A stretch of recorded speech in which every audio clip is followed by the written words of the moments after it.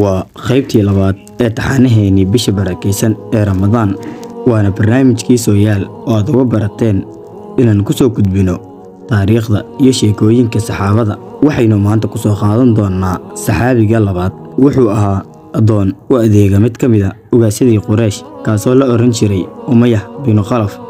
waxa uu ka soo jeedaa qaaradda Abyssinia waana Xabashi. waxaa la sheegaa inuu ku dhashay Dimashq. Umayyah wuxuu ku dhashay Makka ayayna qaarkood yiraahdaan. wuxuuna ahaa mid qaban jiray shaqooyin adag iyadoo ay u dheer tahay inuu ari ku raaci jiray duleedka buuraha Makka. ka sheekeynta qisadiisuna waa mid aad la yaabi doonto. magaciisa oo dhameystiran waa Bilaal bin Rabaah Abi Cabdillaahi al-Xabashi. wuxuu Bilaal ahaa nin sugnaan iyo sawir badan, sidoo kale adkaysigiisii quruxda badnaana wuxuu ka eemeysiin lahaa buuraha waaweyn. baduhuna way la hirtami lahaayeen. dhibaatooyin badan uu soo maray dabadeed waxay xaaladiisu isbedeshay markii la soo saaray nabigeenii sharafta badnaa ee Maxamed bin Cabdillaahi. Bilaalna wuxuu ka mid noqday shakhsiyaadkii ugu horeeyay ee rumeeyay Nabi Maxamed sallallahu alayhi wasallam qaatana diinta Islaamka. Bilaal wuxuu ahaa shakhsi uu Ilaahay u doortay inuu ka mid noqdo qaybtii yareed ee farakutiriska ahayd ee rumeysay nabigeenna horaantii dacwada. wuxuuna qarsan jiray islaamnimadiisa ilaa jeer uu ogaaday Umayyah bin Khalaf. halkaas ayayna ka bilowdeen maalmihii midoobaa ee Bilaal lagu cadibayay jeer uu ku dhawaaday geeri. haddii uusan Allah la jirkiisa ahaan lahayn, Bilaal waxa uu ahaan lahaa mid la dabaqa xanuunkii ciqaabta ee soo gaadhayay, taasoo sababi lahayd inuu ka noqdo diinta Islaamka. waana sidii ay rabeen gaaladii Quraysh. Nabi Maxamed sallallahu alayhi wasallam xilligaasi awood uma lahayn inuu difaaco Bilaal, balse waxa uu ahaa mid damqan jiray marka uu soo agmaro. waxa uuna u weydiin jiray Ilaahay inuu ka bixiyo cadaabtan iyo ciqaabta lagu hayo. ciqaabtii Bilaal la marsiin jiray ma ahayn mid hal nooc ah, balse waxay ahayd mid kala duwan. waxaase uga xanuun badnaa jeer ay kaxeen jireen oo ay geen jireen barxad weyn. intaasi looguma harine waxaase loogu sii dari jiray in lala dhaco jeedal iyo xarig adag kulul misana aad u xanuun badan. sabarkiisa iyo sugnaantiisu waxay sababeen inaysan afkiisa ka soo bixin wax aan ka ahayn axadun axad. alle waa keligii, alle waa keligii. jeer ay u kordhin jireen ciqaabta loona labalaabi jiray jeedalada kulul si uu uga noqdo diinta Islaamka. waxaase ka sii darneyd ciqaabtaas in qoorta loo suro xarig adag oo lagu adkeeyo ayaa lagu soo wareejin jiray magaalada isaga oo la jiidayo. waxaana dhagaxeen jiray carruurtii iyo haweenkii isagoo dhiigaya ayaana la soo xareyn jiray. kaba sii daran maalin waliba sidaas ayaa loogu wadi jiray ciqaabta. nabigeenna sallallahu alayhi wasallam aad ayuu uga marugooday. waxa uuna ka xumaaday ciqaabtii joogtada ahayd ee lagu hayay Bilaal. waxa uu u tagay Abubakar radiyallahu canhu oo ahaa nin maalqabeyn ah oo xoreyn jiray addoommada.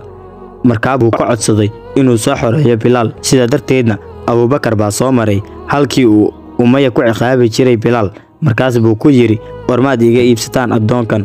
Umayyah arrinkaasi waa uu ku farxay maadaama uu arkay in ciqaabida ninkan uu ku daalay. waxa uuna sheegtay qiimo culus. wakhtiba kama soo wareegin ilaa uu Abubakar bixiyay lacagtii uuna soo xoreeyay Bilaal. nabigeennana sallallahu alayhi wasallam arrinkaas aad ayuu uga farxay.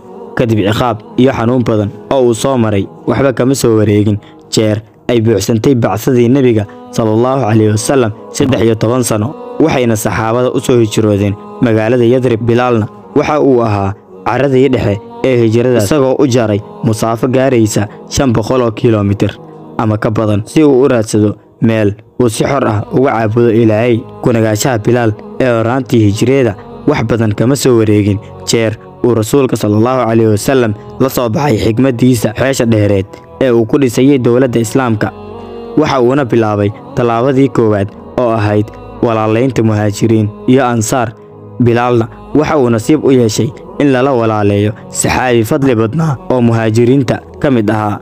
maxaa ku ogeysiyey qofka uu yahay? waa Abu Cubayda Caamir bin Jarraax, ahna mid ka mid ah 10kii jannada loogu bishaareeyay iyadoo nool. waana ninkii uu Cumar bin Khadaab radiyallahu canhu ku yiri, haddii uu noolaan lahaa Abi Cubayda waxaan uga tagi lahaa khilaafadda ummadda, waayo waxaan maqlay rasuulka sallallahu alayhi wasallam oo dhahaya Abu Cubayda waa amiinkii ummadda. talaabadii labaad ee uu ku dhaqaaqay rasuulka sallallahu calayhi wasallam xilligii uu joogay Madiina waxay ahayd inuu dhisay masaajid oo ahaa xaruntii ummadda laga hagayay salaadahana lagu gudanayay. Sawax badanba kama soo wareegin jeer wa Abdullah ibn Zayd radiyallahu anhu uu kuriyooday aadaanka dabadeedna uu u sheegay nabiga nabadgelyo naxariis korkiisa ahaatee. Markaasna nabiga uu ku yiri bar aadaanka Bilaal waxa uuna u doortay muadinkiisa koowaad. Bilaal waxa uu ahaa nin cod dheer codkiisuna uu aad u macaan yahay tiyo ay jirto waxa uu sii dheereed inuu noqday muadinkii koowaad ee islaamka.